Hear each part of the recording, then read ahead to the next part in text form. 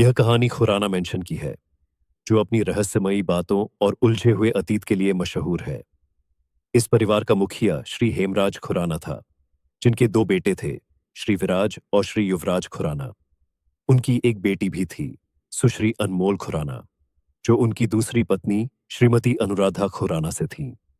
श्री हेमराज की पहली पत्नी श्रीमती वर्षा खुराना थी, जिनका मायके का नाम वर्षा सिंघानिया था। दोनों की शादी को 10 साल हो चुके थे, लेकिन एक दिन वर्षा की मौत एक होटल के कमरे में रहस्यमयी परिस्थितियों में हो गई। वह वहां अपने स्कूल के दोस्त श्री महीर शर्मा से मिलने गई थी। श्री हेमराज अपनी पहली पत्नी से बहुत प्यार करते थे, लेकिन वर्षा को अपने पति हेमराज और बेटे विराज में कभी दिलचस्पी नहीं थी। उनके पहले बेटे विराज ने बचपन में एक गहरा मानसिक आघात झेला, जब उसने अपनी मां को होटल के कमरे में गोली के निशान के साथ मृत देखा। वह उस समय अपनी मां के साथ कमरे में ही था, जब अचानक दरवाजे पर दस्तक हुई। उसकी मां ने कहा, विराज, बेटा जरा देखो, दरवाजे पर कौन है।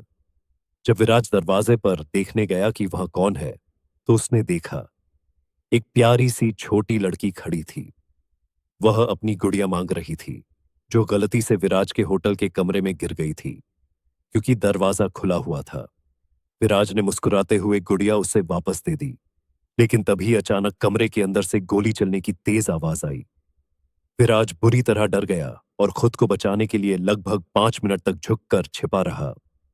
फिर धीरे धीरे वापस मुख्य कमरे की ओर भागा। जब वह पहुंचा, तो उसके सामने भयावह दृश्य था। उसकी मां वर्षा बिस्तर पर मृत पड़ी थी और उनके पास श्री महीर शर्मा कुछ ढूंढ रहे थे।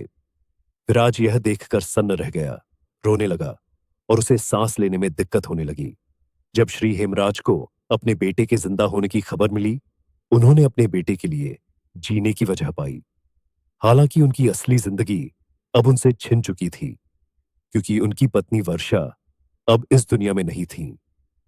थोड़े समय बाद श्री महीर शर्मा को वर्षा की हत्या और वहां से भागने की कोशिश के आरोप में गिरफ्तार किया गया, लेकिन महीर ने कभी स्वीकार नहीं किया कि उसने वर्षा को मारा है। इस घटना के बाद वह पूरी तरह मानसिक रूप से अस्थिर हो गया। अपनी मानसिक अस्थिरता और गहरे अवसाद, डिप्रेशन के कारण वह जेल में ही मर गया।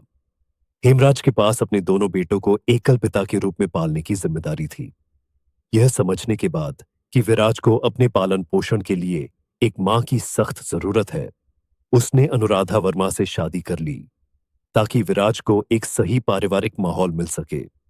इस दुखद घटना के 25 साल बाद खुराना परिवार इतने भाग्यशाली थे कि उन्होंने अपने परिवार के किसी भी सदस्य को नहीं खोया।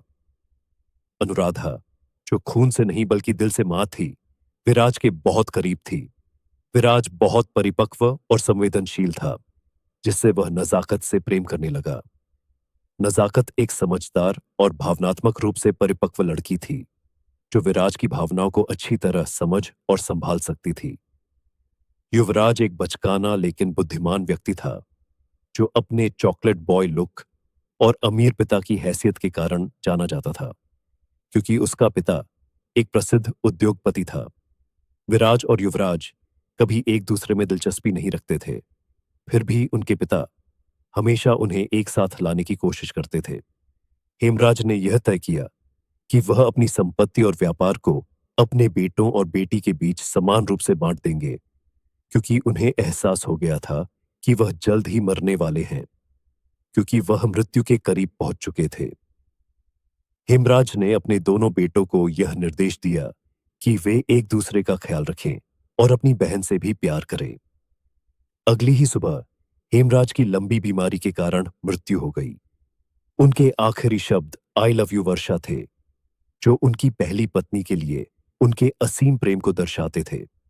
विराज और युवराज अब आधिकारिक रूप से खुराना कंपनी का हिस्सा बन चुके थे।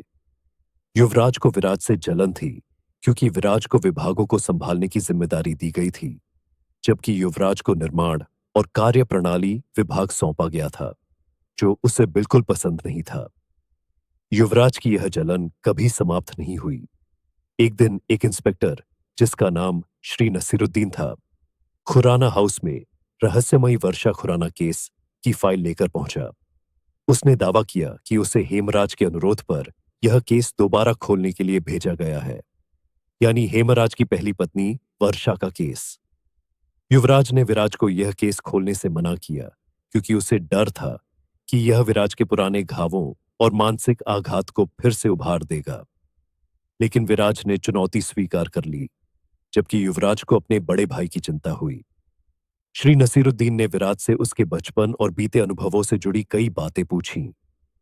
बाद में वे लोग होटल के कमरे में आगे की पूछताछ के लिए गए, जहां विराज का पुराना आघात, ट्रॉमा, फिर से जाग उठा।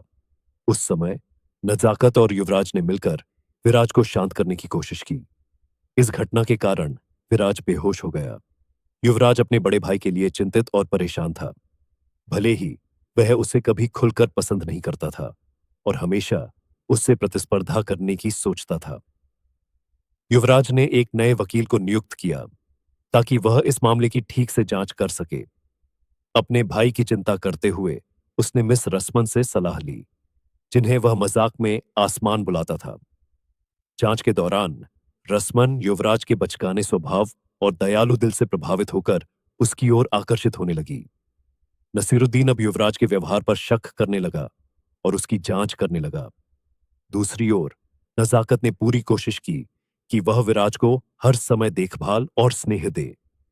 इससे विराज और नजाकत के बीच का रिश्ता और गहरा होता गया, जबकि युवराज और नसीरुद्दीन के बीच की नफरत बढ़ने लगी। युवराज को यह यकीन हो गया था कि नसीरुद्दीन हेमराज की संपत्ति में ज्यादा दिलचस्पी रखता है, न कि उस मामले की जांच में। युवराज ने विराज को नसीरुद्दीन के असली मकसद समझाने की कोशिश की, लेकिन विराज ने उसकी बातों को नजरअंदाज कर दिया।